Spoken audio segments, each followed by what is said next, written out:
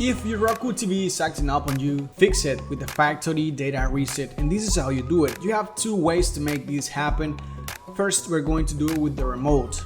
So we're going to press the home button like this and then scroll down. And you're going to select settings right there. And now scroll down again. And we're going to look for system, select system. And now scroll down again. And we're going to look for advanced system settings. And now select factory reset. And right there you're going to see two options. You're going to see reset TV audio and picture settings. So if you're having issues just with the TV picture quality, you may just try this one first. However, if you want to do a complete factory data reset and you want to start from zero, maybe you're having a network connectivity issue, or your TV is not detecting HDMI devices like your PS5 or your cable box, then you're going to select factory data reset. And the TV is going to ask you to enter a one-time code that you're going to see on your TV screen, just like this one.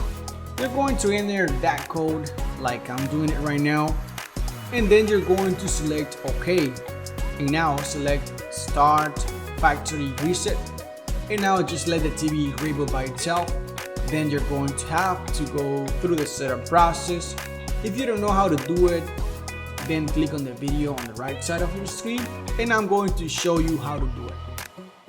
Now the second way to make this happen is by pressing a button at the back of your TV. So you're going to take a look at the back of your Roku TV or Roku streaming device, and you're going to look for this tiny hole at the back. Right next to it, you're going to see reset.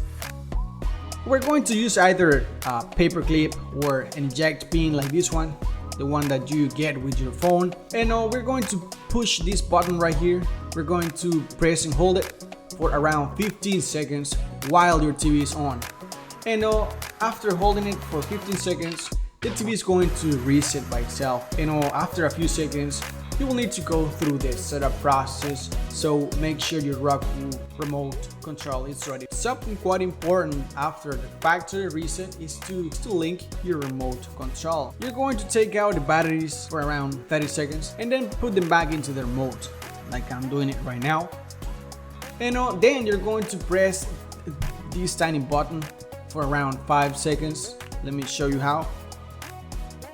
Keep pressing it until you see this blinking green light right here. That's how you're going to know that the remote is now ready to use. And now you can keep going with the setup process.